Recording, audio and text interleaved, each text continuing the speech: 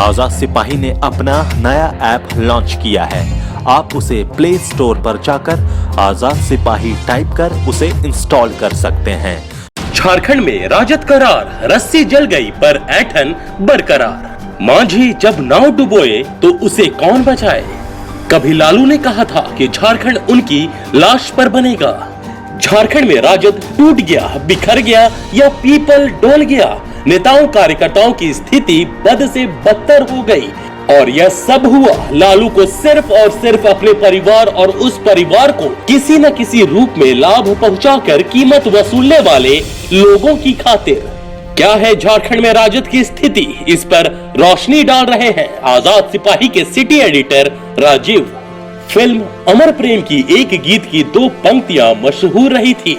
मझधार में नैया डोले तो मांझी पार लगाए, मांझी जो नाव डुबोए उसे कौन बचाए। इन दिनों ये पंक्तियां झारखंड राजद पर सटीक बैठ रही हैं। एक जमाना था जब लालू प्रसाद यादव के बारे में कहा जाता था कि मझधार में फंसी चुनावी नैया को पलक झपकते ही निकाल लेने में उन्हें महारत हासिल है। कई मौके पर इसके असर को झारखंड और बिहार में करीब से देखा भी गया। लेकिन आज झारखंड राजद की जो स्थिति बनी है, इसे लेकर भी सवाल उठ रहा है कि जब मांझी ही नाव डुबोने पर अड़ा हो तो उसे कौन पार लगाएगा। राजनीतिक गलियारों में तो यहाँ तक चर्चा हो रही है कि रोम चल रहा है और नीरो बांसुरी बजा रहा है।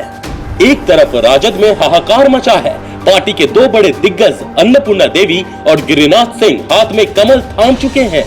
पलामू, हजारीबाग, कोडरमा में एक एक कार्यकर्ता राजद का साथ छोड़ रहा है, लेकिन इसको सहेजने की कवायद पार्टी स्तर से नहीं की जा रही है। वहीं दूसरी ओर राजद ने महागठबंधन को ठेंगा दिखाते हुए चतरा से सुभाष यादव और पलामू से घुरन राम को सिंबल दे दिया है। जबकि महागठबंधन में सहमति के तहत सिर्फ पलामू की सीट राजद के हिस्से में आई है। पार्टी में महाटूट के बाद भी नेताओं की ऐंठन कम नहीं हो रही है। लगातार दोनों सीट पर ताल ठोका जा रहा है। ऐसे में यह उम्मीद जताई जा रही है कि महागठबंधन राजद को किनारा कर चुनाव मैदान में उतरेगा। झारखंड राजद में आ गई शून्य की स्थिति। राजद की तत्कालीन राष्ट्रीय उपाध्यक्ष सह प्रदेश अध्यक्ष अन्नपूर्णा देवी और पूर्व प्रदेश अध्यक्ष गिरिनाथ सिंह के भाजपा में जाने के साथ ही झारखंड में राजद का अस्तित्व खतरे में पड़ गया है। यूं तो राज्य गठन के बाद से ही झारखंड में प्रदेश राजद की सक्रियता का ग्राफ गिरने का सिलसिला शुरू हो गया था। 2 दिग्गजों के राजद से जाते ही पार्टी लगभग शून्य की स्थिति में आ गई है।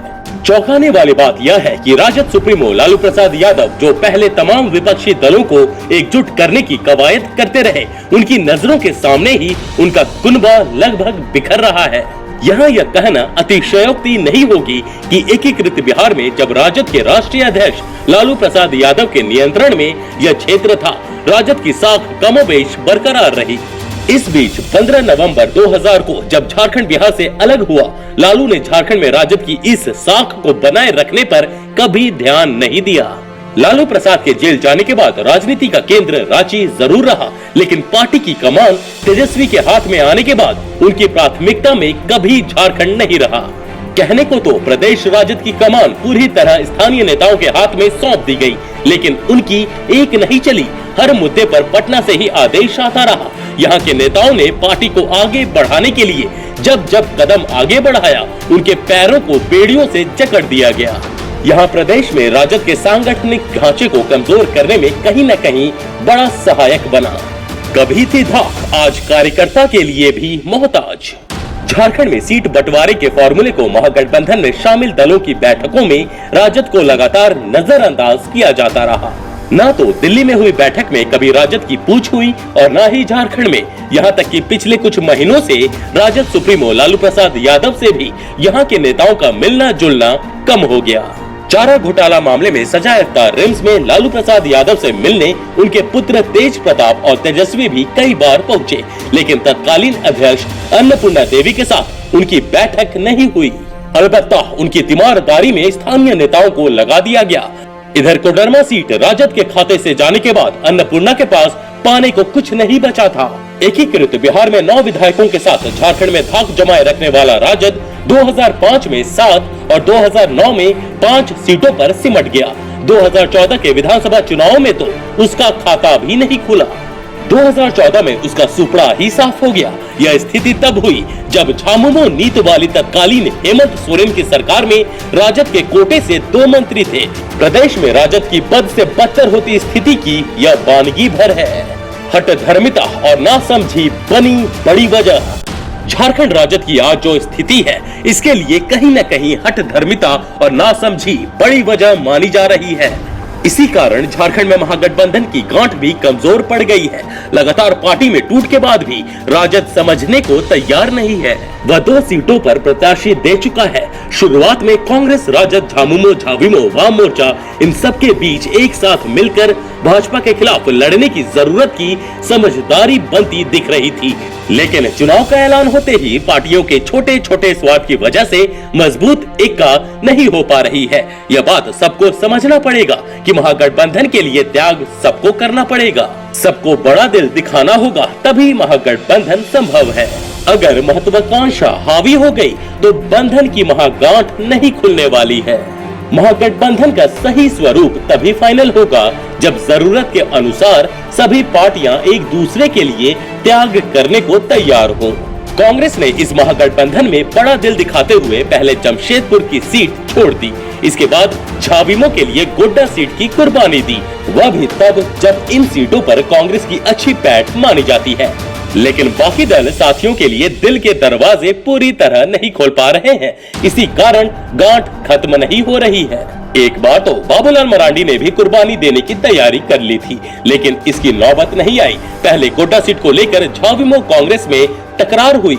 बाबूलाल जरूर बड़ा दिल दिखाते हुए कोडरमा की अपनी सीट तक कुर्बान करने को तैयार हो गए थे, लेकिन बाकी पार्टियां बड़ा दिल नहीं दिखा पाई। महागठबंधन का स्वरूप तय होने के बाद राजद की जिद की वजह से टकरार ने ऐसी दरार डाल दी है जिसे अब भर पाना संभव नहीं लग रहा है।